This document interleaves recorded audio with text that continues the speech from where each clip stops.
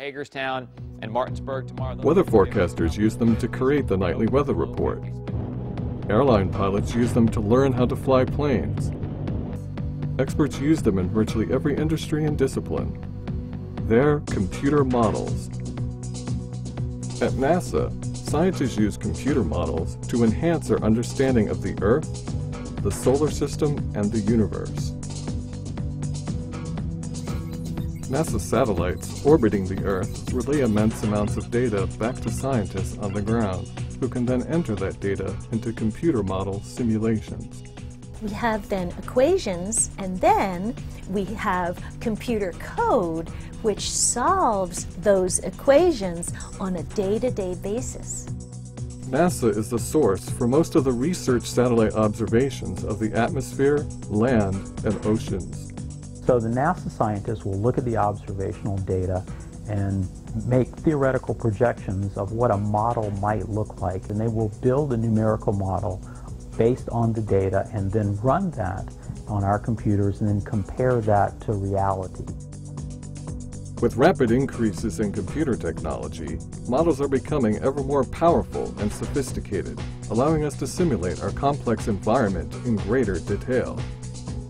NASA uses a variety of weather models, such as the Goddard Earth Observing System model, or GEOS-5. It creates an extraordinarily high-resolution, realistic-looking view of our atmosphere. These GEOS-5 simulations showcase the model's ability to capture fine-scale cloud features worldwide, like the swirling clouds in the Atlantic Ocean off the coast of North America.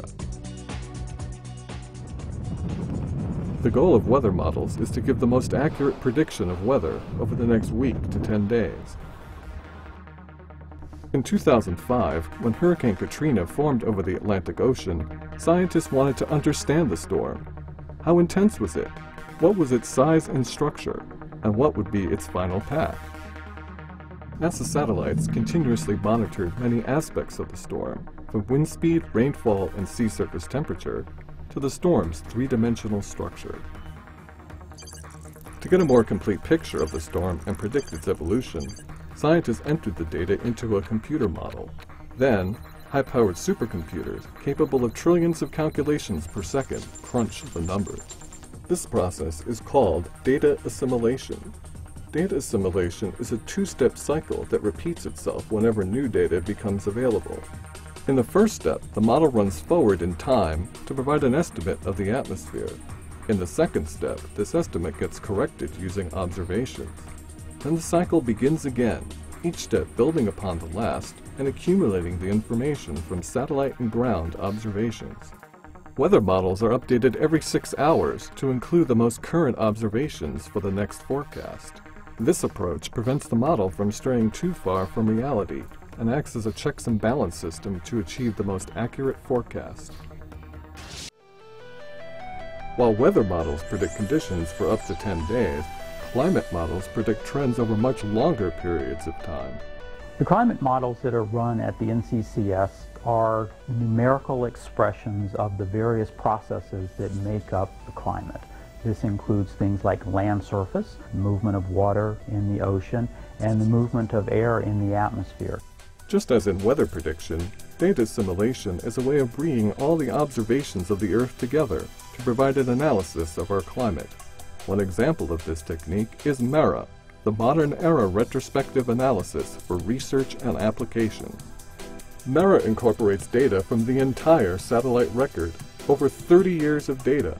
Its results are a data encyclopedia that can be used for research and analysis.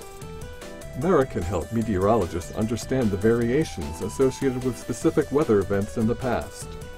While MERA gives us a climate picture across decades, the Goddard Institute for Space Studies, or GISS, can extend that view across centuries. GISS models have already unraveled average temperature trends over 200 years. New GISS simulations will cover the last 1,000 years to verify the model's accuracy. They'll also look forward, projecting climate trends to the end of the 21st century. With each satellite launched, we gain millions of measurements that tell us more about our planet. Having so much more data will require increases in computing power to synthesize this information into meaningful representations of the climate system as a whole. At Goddard Space Flight Center, we have a tremendous amount of observational data which is captured by our satellites.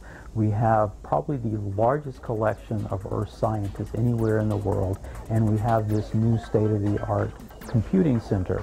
So the combination of the scientists, the data, and the computing puts us in a unique position to enable advances in weather and climate research.